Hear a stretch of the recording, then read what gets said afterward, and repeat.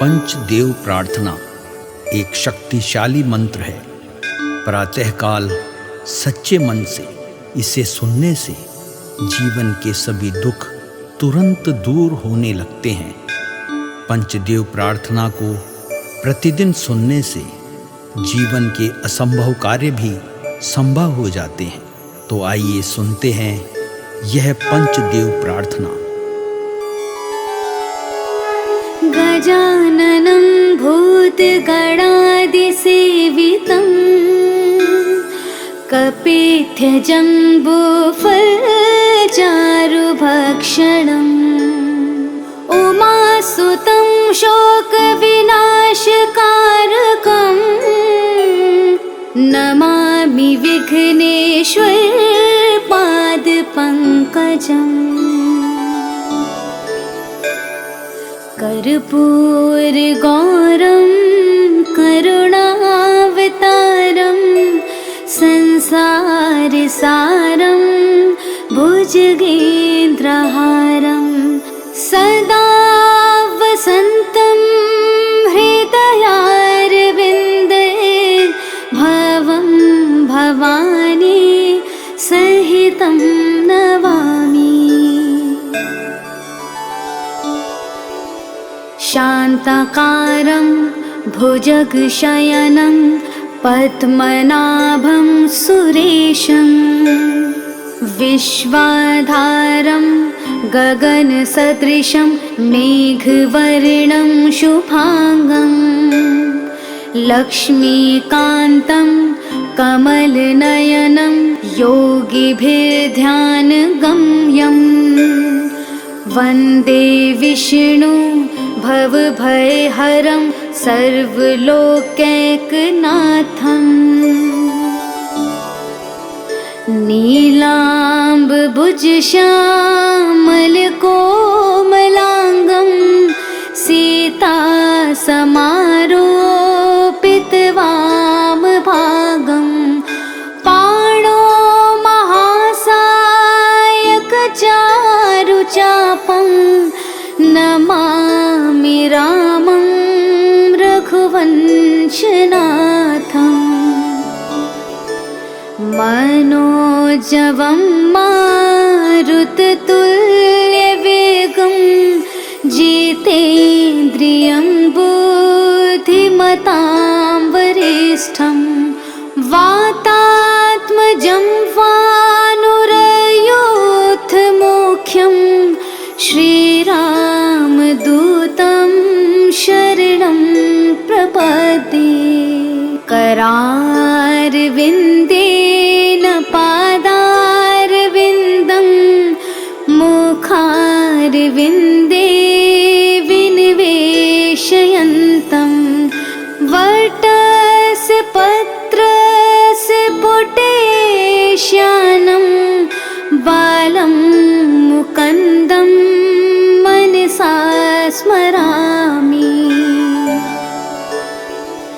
या देवी सर्वभूतेषु शक्तिरूपेण संस्थिता नमस्तस्यै नमस्तस्यै नमस्तस्यै नमो नमः।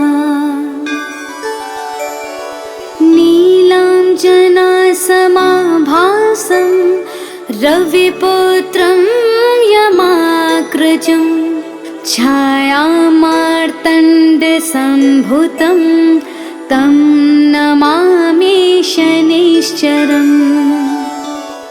गजाननं भूतगणादिसेवितं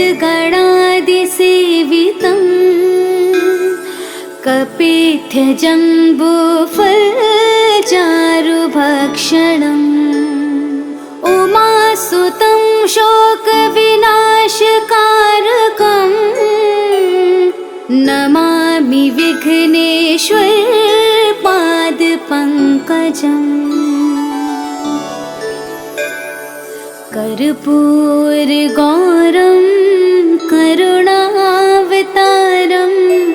संसारसारं भुजगेन्द्रहारं सदा वसन्तं हृदयारविन्दे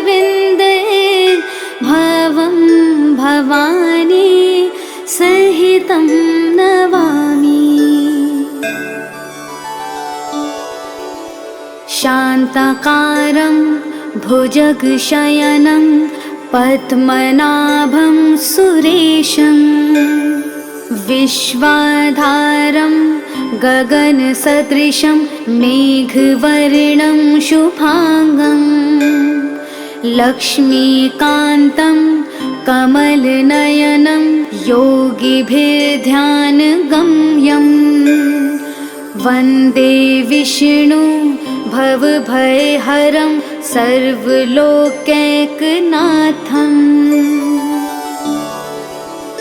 नीलाम्बुजश्यामलकोमलाङ्गं सीतासमारोपितवामभागं पाणो महासायकचारुचापं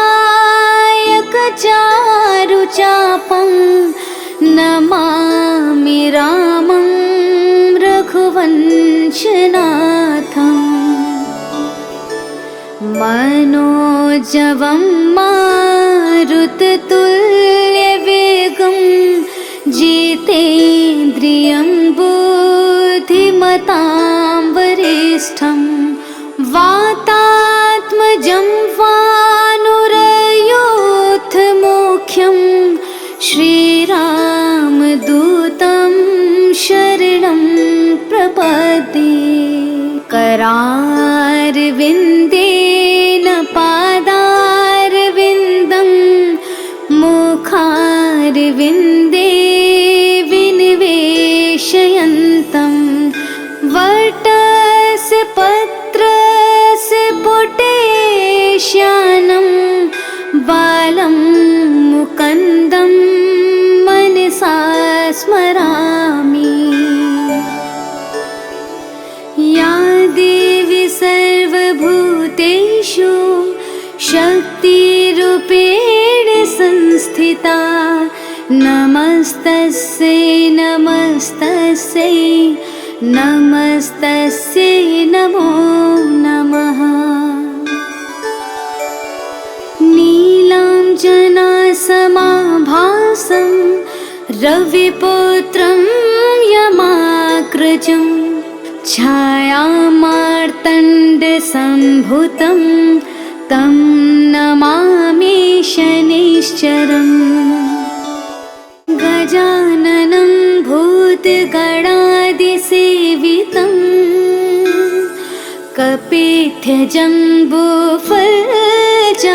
कपिध्वजम्बूफलचारुभक्षणम् उमासुतं शोकविनाशकारकम्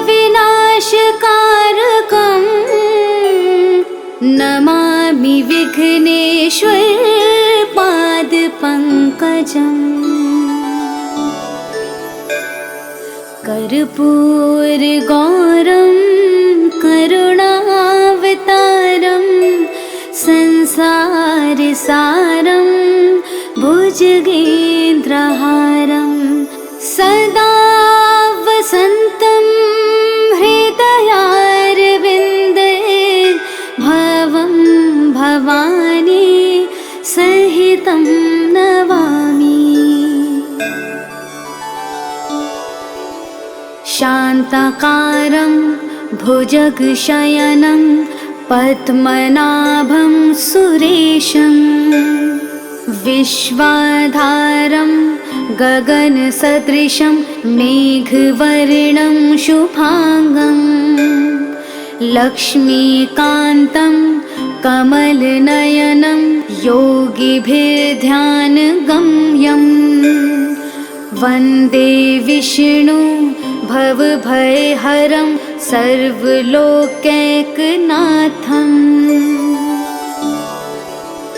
नीलाम्बुजश्यामलकोमलाङ्गं सीतासमारोपितवामभागं पाणो महासायकचारुचापं नमामि रामं रघुवंशनाथम्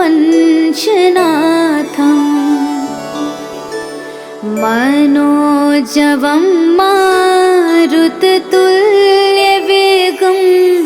जितेन्द्रियं बुद्धि धीमतां वरिष्ठं वातात्मजं वानुरयोऽथमुख्यं श्रीरामदूतं शरणं प्रपद्ये। करारविन्देन पादारविन्दं मुखारविन्दे विनिवेशयन्तं वटस्य पत्रस्य पुटेश्यानं बालं मुकुन्दं मनसा स्मरामि। या देवी सर्वभूतेषु शक्तिरूपेण संस्थिता नमस्तस्यै नमस्तस्यै नमस्तस्यै नमो नमः। नीलाञ्जनासमाभासं रविपुत्रं यमाग्रजं छायामार्तण्डसम्भूतं तं नमामि शनैश्चरम्। गजाननं भूतगणादिसेवितं कपित्थजम्बूफलचारुभक्षणम् उमासुतं शोकविनाशकारकं नमामि विघ्नेश्वर पादपङ्कजम्। कर्पूरगौरं करुणावतारं संसारसारं भुजगेन्द्रहारं सदा वसन्तं हृदयारविन्दे भवं भवानी सहितं नमामि। शान्ताकारं भुजगशयनं पद्मनाभं सुरेशं विश्वाधारं गगनसदृशं मेघवर्णं शुभांगं लक्ष्मीकान्तं कमलनयनं योगिभिर्ध्यानगम्यं वन्दे विष्णु भवभयहरं सर्वलोकैकनाथम्। नीलाम्बुजश्यामलकोमलाङ्गं सीतासमारोपितवामभागं पाणो महासायकचारुचापं नमामि रामं रघुवंशनाथम्। मनोजवं मारुततुल्यवेगं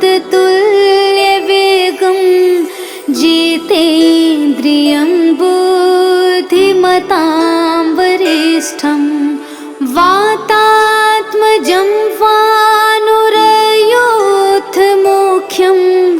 श्रीरामदूतं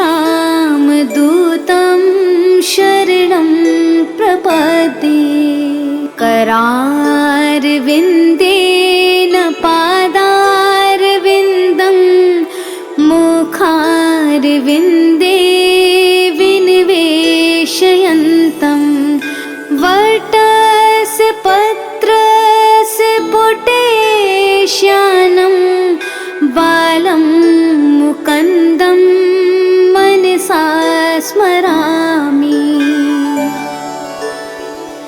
या देवी सर्वभूतेषु शक्तिरूपेण संस्थिता नमस्तस्यै नमस्तस्यै नमस्तस्यै नमो नमः।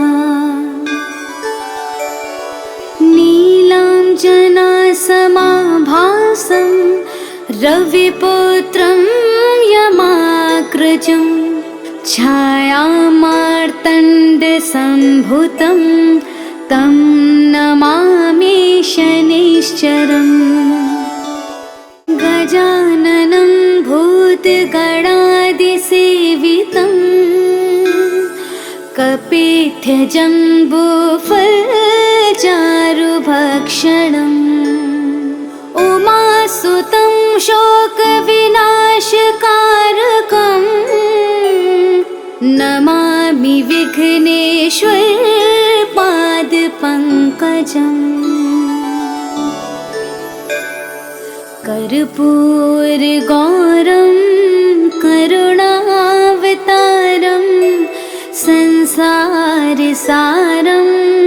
भुजगेन्द्रहारं सदा वसन्तं हृदयारविन्दे भवं भवानी सहितं नमामि।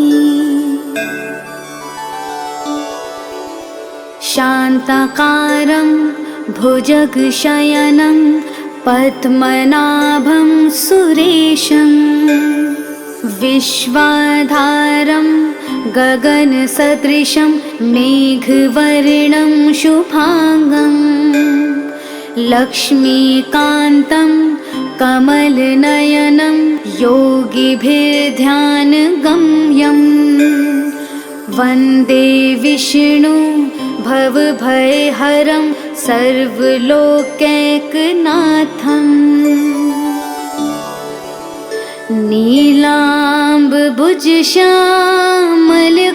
नीलाम्बुजश्यामलकोमलाङ्गं सीतासमारोपितवामभागं पाणो महासायकचारुचापं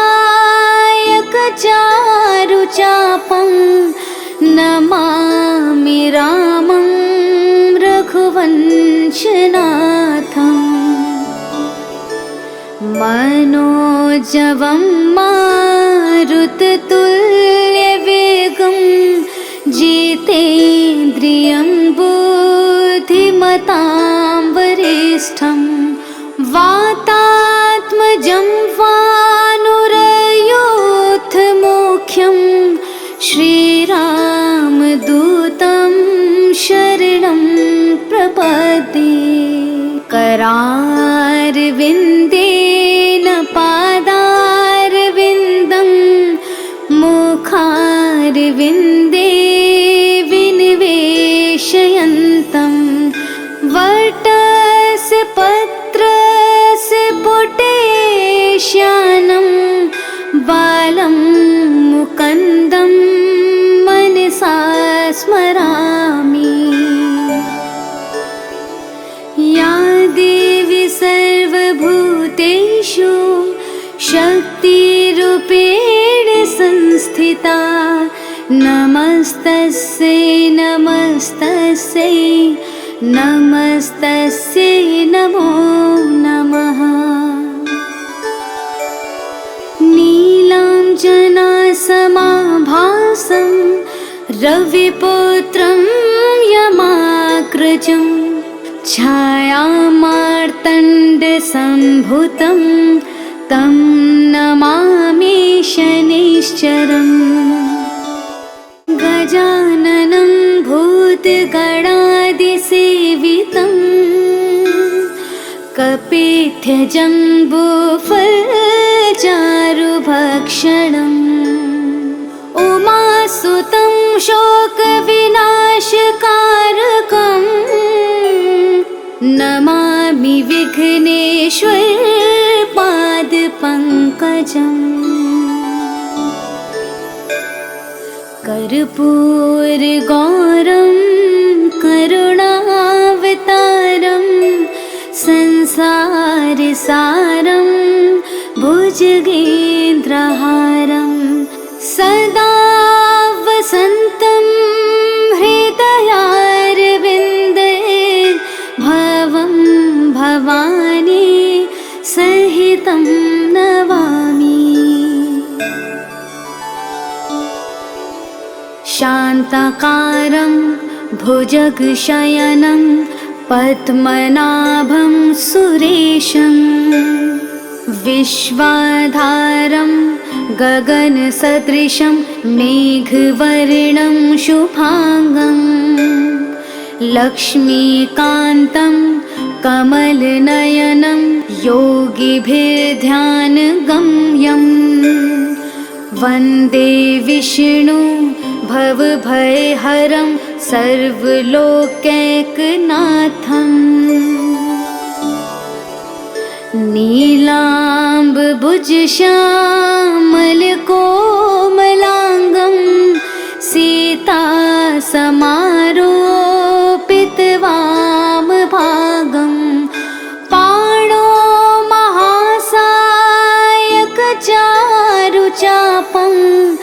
नमामि रामं रघुवंशनाथम् मनोजवं मारुततुल्यवेगं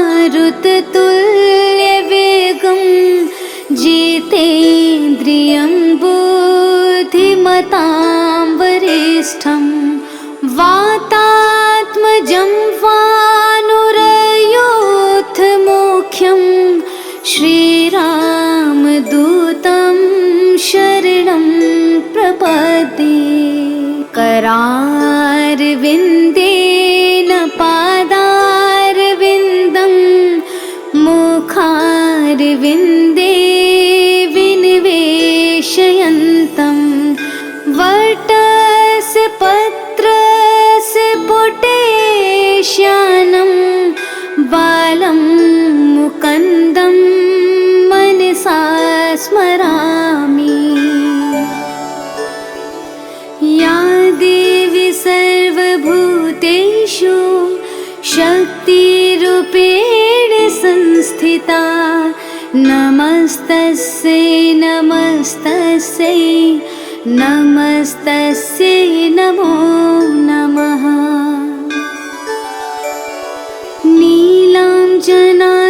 नीलाञ्जनासमाभासं रविपुत्रं यमाग्रजं छायामार्तण्डसम्भुतं तं नमामि शनैश्चरम् गजाननं भूतगणादिसेवितं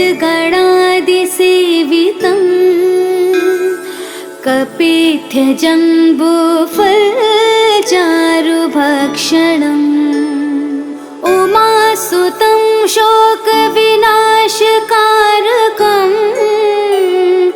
नमामि विघ्नेश्वर पादपङ्कजम्।